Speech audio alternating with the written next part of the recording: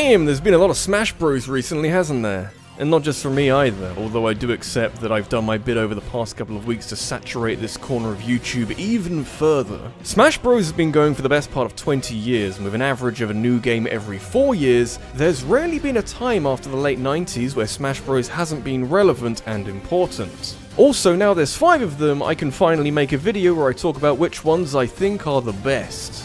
I'm sure that will go really well. Is this a dangerous game to be playing? I imagine it is, because people who have a favourite Smash Bros game are very protective and passionate about their opinion. But as someone who kinda doesn't have a favourite Smash Bros game, it's interesting, because all of these games are so close, and yet not very close at all. And crucially, they're all really good games. Every other franchise out there has usually had a blip in quality that can be used as a prime example of how not to make one of these games, but Smash Bros has always been a very good representative of the gaming climate at the time. That's not just me trying to save face in the wake of the torrent of commenters who might want to take issue with the things I like. There's no such thing as a bad Smash Bros game. At least not made by Nintendo. If you're willing to venture out into the world of fan-made Smash Bros games, I wish you the best of luck.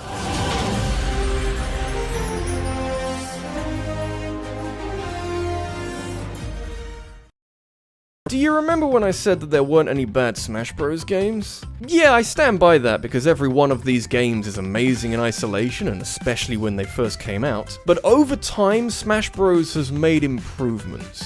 It'd be a damn shame if it hadn't, and maybe we'd have ended up with a few duds if Nintendo and Masahiro Sakurai and his team hadn't pushed forward with all these upgrades. The short of it is that you play the original Smash Bros for the N64, especially in 2018, and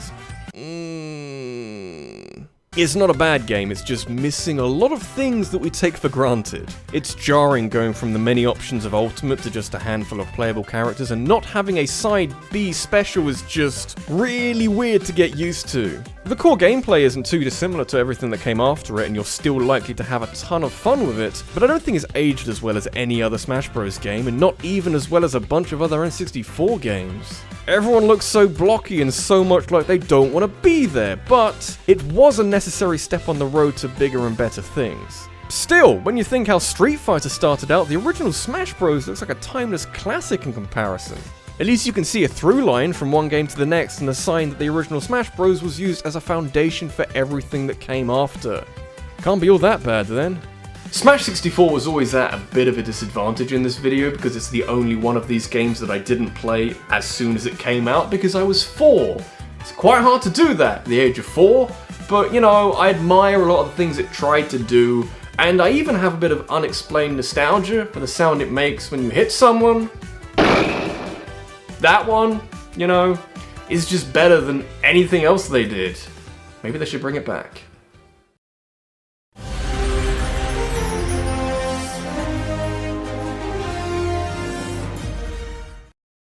Everyone remembers the Smash Bros game that they grew up with. For me it was Melee, and I'm glad it was because it introduced me to a whole host of franchises that I wasn't so acquainted with, like Fire Emblem, Mother, and even something like Metroid that I'm a lot more familiar with now. The thing is, while Melee was the first Smash Bros game I played and one that occupied a large part of my childhood, I wasn't really aware enough at the time to be caught up in all the hype. Luckily, Melee was so good that Nintendo wanted to make a larger, more impressive sequel and generate a ton of hype to go with it. They certainly brought a lot of people along for the ride, and by the time that Super Smash Bros. Brawl came out, Nintendo were riding this huge wave of momentum from the Wii that carried into Brawl very nicely. Then the dust settled and we looked at the game a little more objectively, and there's a lot of holes in it. Most of which are aptly covered by Brawl's story mode, the Subspace Emissary, which hasn't been challenged for ambition before or since. And even though there are many small problems with the speed of gameplay and the slapdash approach to balancing all these characters, especially this monstrosity, I find that most of my best memories of Brawl come from the half a dozen hours I spent working through its comprehensive story mode. Each Smash Bros game has at least one thing that it does really well, and even if it wasn't for Subspace Emissary's cutscenes, the fact that Nintendo managed to convince Sega and Konami army to include Sonic the Hedgehog and Solid Snake respectively in this game is kinda ridiculous and groundbreaking considering where we are nowadays, and I'll always cherish those memories from freaking out at various trailers and reveals and keeping up to date with every small detail on the Smash Dojo website. It's iconic and very special, and of course responsible for introducing Final Smashers, let's not forget, but it's let down by a few notable problems like tripping, which I wish never actually became a thing. Makes for one hell of a case study though.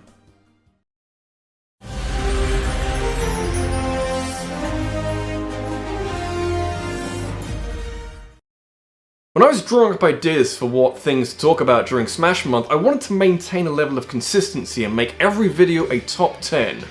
However, that's quite hard to do when talking about Smash Bros games because there's only been 5 of them. Except, actually there's been more, and I'm wrong. But I'm actually not. Who out there genuinely thinks they're up to Smash Bros 6 at the moment?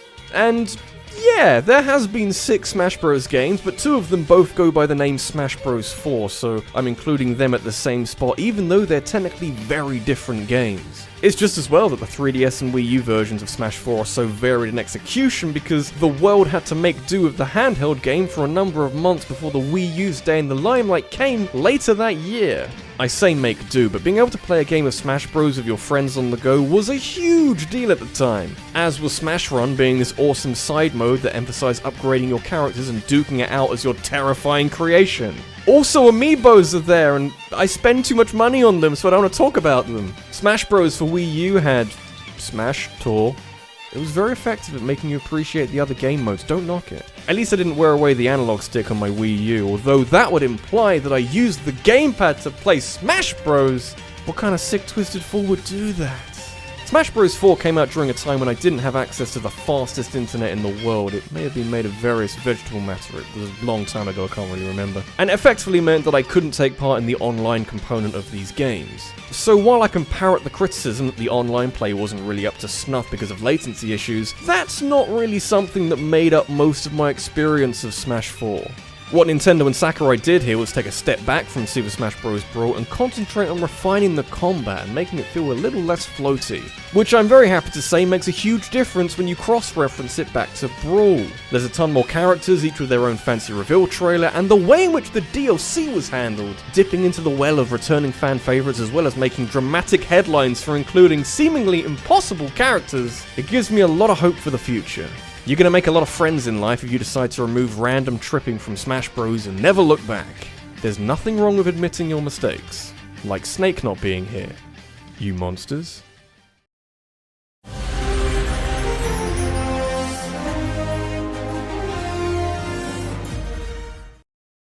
When you're putting so many ingredients into the same game, the hardest job you have is striving for consistency. In a crossover fighting game like Smash Bros, the amount of work that needs doing so that so many wildly contrasting characters can exist in the same space and don't feel too awkward cannot be overstated. As Smash Bros keeps getting bigger with more and more characters being added to the roster, this challenge is starting to spiral wildly out of control. I would argue that few games have ever been as consistent and as happy within its own skin as Super Smash Bros. Melee, where, following on from the success of the first game, Nintendo tasked HAL Labs and Masahiro Sakurai to churn out a sequel inside 13 months. Suddenly all the pressure was on Sakurai to make something incredible in a very short space of time. But you can't make diamonds without a bit of pressure. I was thinking about this earlier, but Super Smash Bros. Melee is one of the most important games that Nintendo has ever made. I mean, you got the obvious, like your Ocarina of Times and your Mario 64s, maybe even something like Wii Sports as well. But Super Smash Bros. Melee was so popular straight out of the gate. It was estimated that 70% of people who own a GameCube also own Melee, which is kind of crazy, you know? And if it wasn't as good as it was, this video would be really short. Is this a controversial pick? Hopefully not, because I said earlier Melee was a game that I played a lot growing up and I have a huge amount of affection for. It's easily the game with the most consistent level of quality across the board, and for 13 months work, it's genuinely amazing how sharp Melee is, both from a graphical standpoint, which still looks decent to this day, but also with the actual fighting being some of the most polished and responsive multiplayer action you can enjoy on any console. It's fast and frantic and comes with an impressively high skill ceiling that competitive players have been demonstrating to the world world for more than 15 years. I can't do anything like this, but I'm a big fan of any game that has enough mechanics in place, deliberately or otherwise, that allow a capable player to perform some really crazy things.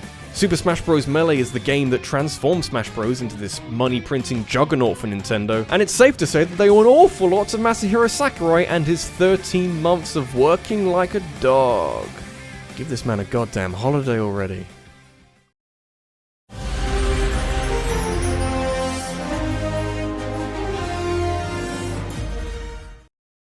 I did have a plan in place to make a review for Super Smash Bros. Ultimate shortly after it came out, but I also wanted to make the video you're watching right now, and so I thought, hey, I could probably just make one of those videos and express my opinion of Ultimate in a setting where I've already talked about other Smash Bros. Games. That last bit's very important for explaining why Ultimate isn't a perfect video game.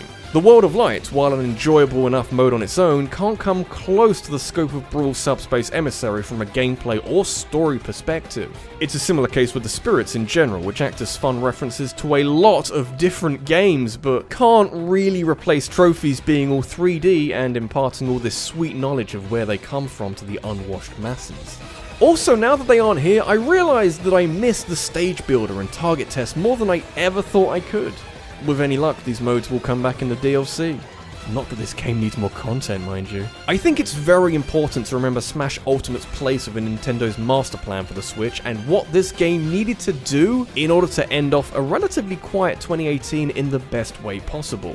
Last year was full of Mario and Zelda, and with Metroid and Animal Crossing reserved for 2019, Smash Bros. Ultimate had a ton of weight on its shoulders. Whether or not this was the plan from the start, it almost forced Sakurai's hand and his decision to pack every character who has ever been in a Smash Bros. Game into this one very ambitious Switch title. Something about going big or going home comes to mind, and the significance of the Everyone Is Here trailer shouldn't be downplayed considering the amount of excitement it generated. Sure, it left the dev team with an awful lot of work to do as they attempted to translate the best part of 70 characters into the same environment with their own strengths and weaknesses, operating in a delicate balance, but I'd say this is Ultimate's greatest achievement. As is the state of the online play, which for me is the tipping point that puts it above Melee. Only time will tell if professional players take to Ultimate in the same way that they did with Melee, but being able to fight people online with a stable connection that only rarely falls away is exactly how I would want to experience Smash Bros. At its best. Mechanics have been tightened up across the board, some individual characters who were underwhelming in previous games have undergone major changes, and the newcomers that have been added to Ultimate, while not as many as in Smash 4, are all characters who really deserve to be there. Yes, including Isabelle. Hey, if you can summon an endless number of assist trophies, you're gonna fit in just fine here. This is RabbidLuigi, and while Smash Bros. Ultimate is unlikely to be the last game in the franchise, I kinda think that it should be. Rather than overhauling Smash Bros. Every 4 or 5 years, why not expand what you've got and just periodically add new characters like League of Legends or Overwatch? Something wonderful has been made here, and I feel like a lot of people just need to take it easy for a while and enjoy a very merry Smashmas.